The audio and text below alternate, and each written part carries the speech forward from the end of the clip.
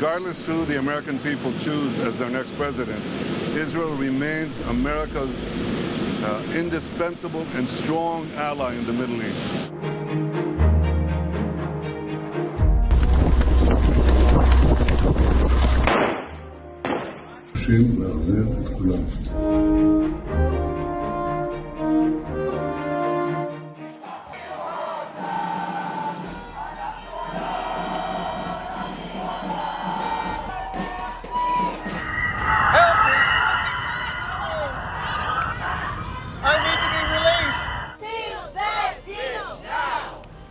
We want to push Netanyahu, our Prime Minister.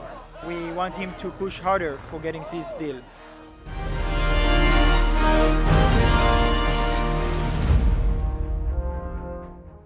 It's been a chaotic few weeks for America. There was Donald Trump's shooting, Joe Biden's exit from the race, and Kamala Harris's entry. So their domestic politics is going through a churn. And amid all of this, America has a guest. Benjamin Netanyahu, the Prime Minister of Israel. He landed in Washington yesterday, and since then, he's kept a low profile. He's met a few officials, he met families of hostages, and he's talked about a peace deal.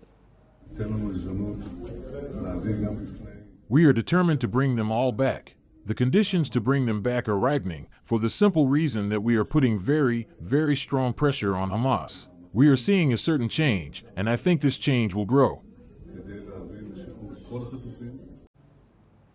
So all in all, a productive 24 hours, but nothing too flashy. What about today? What's on Netanyahu's agenda? He will address a joint session of the US Congress, which is also the main purpose of his visit, to address this session. On Thursday, he will meet Joe Biden. He's also expected to meet Kamala Harris. And on Friday, he'll reunite with an old friend, Donald Trump. They'll meet at Trump's Mar-a-Lago resort. So it's quite a busy week for the Israeli Prime Minister. But why exactly is he in the US at a time when his country is at war? The Israeli army is pounding Gaza. There are new strikes every day. Meanwhile, other fronts are opening up in West Asia. In the north, there's the Hezbollah. Israel is preparing for a possible war with them. In the south, there's Yemen, from where the Houthis are striking Israel. So there's danger on all sides. At a time like this, what is the Israeli Prime Minister doing 2,000 kilometers away? At a time when Israel is fighting on 7 fronts and when there's great political uncertainty in Washington, I will address for the 4th time both houses of Congress as the Prime Minister of Israel. I will seek to anchor the bipartisan support that is so important for Israel. So the visit is to boost support. This is Netanyahu's first trip since the war began. He's facing pressure at home. Israeli citizens want him to sign a peace deal. They want the hostages back. We came to protest in order for our Prime Minister to stop the abandonment of the hostages and bring them home as fast as possible and to sign the deal which is on the table for so many months. So he's losing support at home and losing friends abroad. With the war dragging on and the death toll mounting, countries are slamming Israel's actions. Netanyahu is under international pressure, and this trip to the US is meant to ease the pressure. After all, the US is Israel's biggest ally.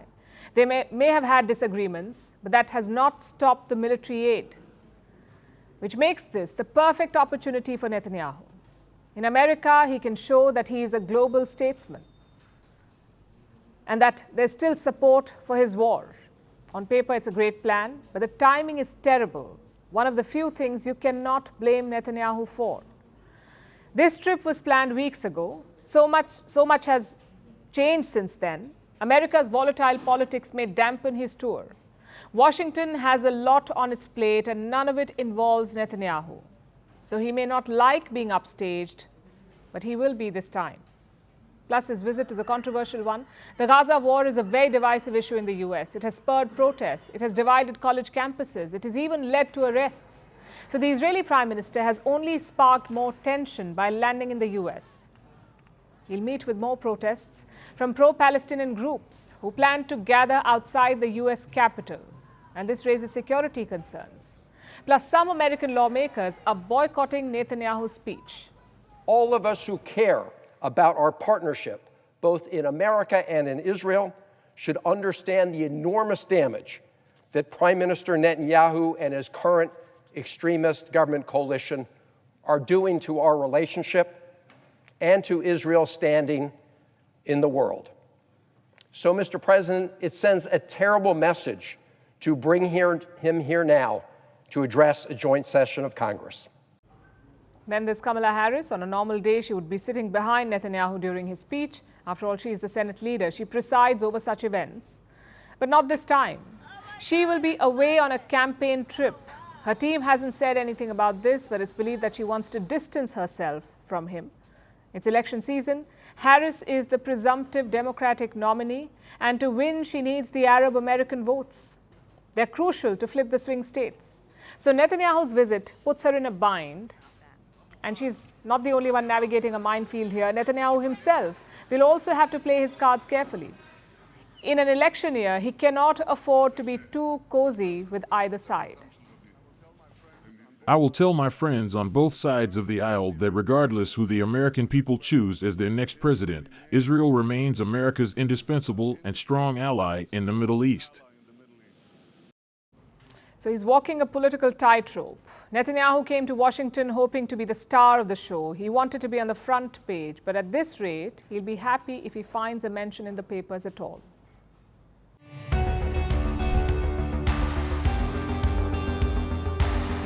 Across continents, one powerful news source. Bringing you diverse perspectives on the issues that matter.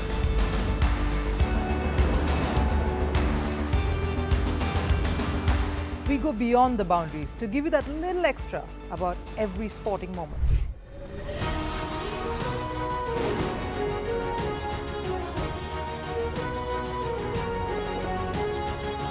So thank you for making Firstpost 5 million strong. We're counting on your support, and you can trust us to bring you the news unfiltered and unvarnished.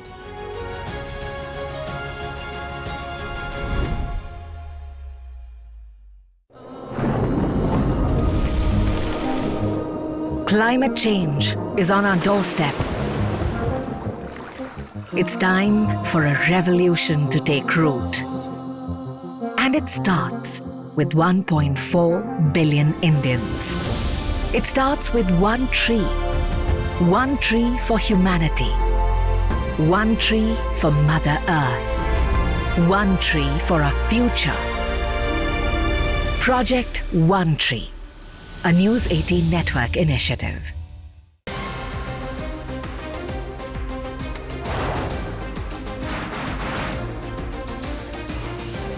Obviously today, the T20 World Cup bandwagon has moved across to the West Indies. What can you expect from this? Hello, I'm Alison Green, coming to you from Durban, South Africa. Today we have a special show. We'll start with a report on India's shifting nuclear posture. The first time since India officially became a nuclear power. Hello and welcome to Firstpost America. I'm Aaron Ham, coming to you live from the nation's capital in Washington, D.C.